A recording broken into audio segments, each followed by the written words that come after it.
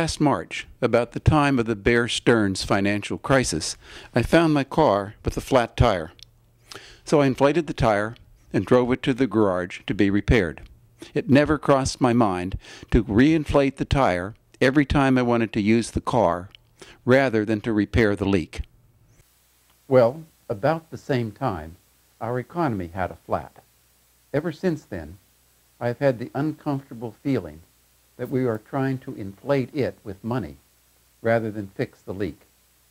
Our response has been a superficial analysis using concepts such as Wall Street greed that imply a failure of ethics and personal responsibility, requiring only mechanical solutions, limit the capacity of others to behave in a similar way in the future, and pump some money into the system.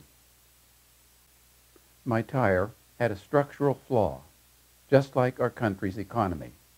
Neither are going to go very far on either air or money. The solution is to fix the structural problem as fast as possible. I don't know why I got a flat tire, but I do know that as a country and as individuals, we have been spending money we did not have, and now we are flat broke. The federal deficit was $5.7 trillion 8 years ago and is now $10.7 trillion. The 2009 fiscal budget deficit was projected to be over $400 billion by the Office of Management and Budget before the $1.5 trillion economic stimulus and rescue package. But how can we stimulate the economy and inject fresh capital into the banking system without increasing the kinds of bad debt that caused the problem in the first place? It is a structural problem that needs to be fixed. One structural answer is a revenue-neutral tax cut stimulus. Specifically, we can revoke the Bush tax cuts for the rich, but give the dollar amount back to the public in a more effective form. Simply divide the total amount by the population and add that amount to the per-person deduction allowed on our income tax form. This immediately reduces the withholding tax on every paycheck. It is additional money that will be immediately spent by the 90% of the American people who are struggling, and it is fair because everyone is treated equally.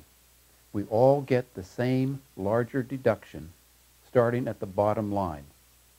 It makes no sense that we now collect 10% income tax from those living below the poverty line.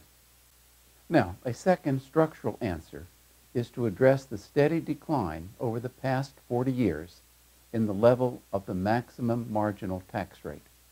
Currently, after reaching a ceiling of $370,000, no one pays more than 35% tax on each additional increment of taxable income. We could lift the ceiling so that, for example, on every additional $500,000 of income, an additional 1% of tax would be charged. If we set the ceiling for the maximum marginal tax rate at the same level that existed in the United States from World War II through to the Great Society in 1964, we would generate sufficient new revenue to pay for the massive spending on the new technologies required to become energy self-sufficient, to stimulate the economy, and to create millions of new jobs, but without increasing the federal debt or the budget deficit. This is not a radical proposal.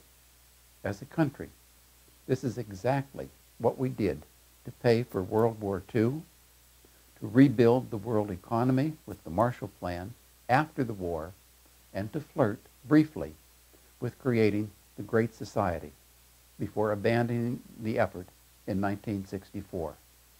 That was the turning point when we embarked on a 40-year path of changes in the tax structure and in government regulations that has produced greater and greater wealth and income disparity.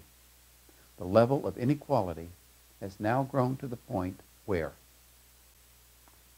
16 million Americans now live in severe poverty, a family of four on less than $9,903. The income of the top 1% is greater than the total income of the bottom 50% of Americans. The increase over 2 years in the income of the top 1% exceeded the total income of the poorest 20%. These are the most recent statistics before the economic meltdown of 2008. What is radical is the extent to which we have lost sight of what is fair and equitable. With an increase in the marginal tax rate of only 1% for every additional $500,000 of income, a return to the historical higher marginal tax rate of 90% would only be applied to income that was greater than $37 million. Even at that rate, the individual would get to keep $100,000 for themselves out of each additional $1 million earned.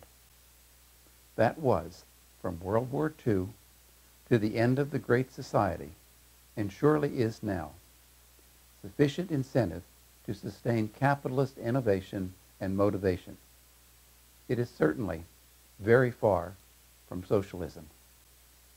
The third and final structural answer is to apply existing regulatory structures already in place through the FDIC for handling failing financial institutions, and to restore stricter oversight to keep the system solid.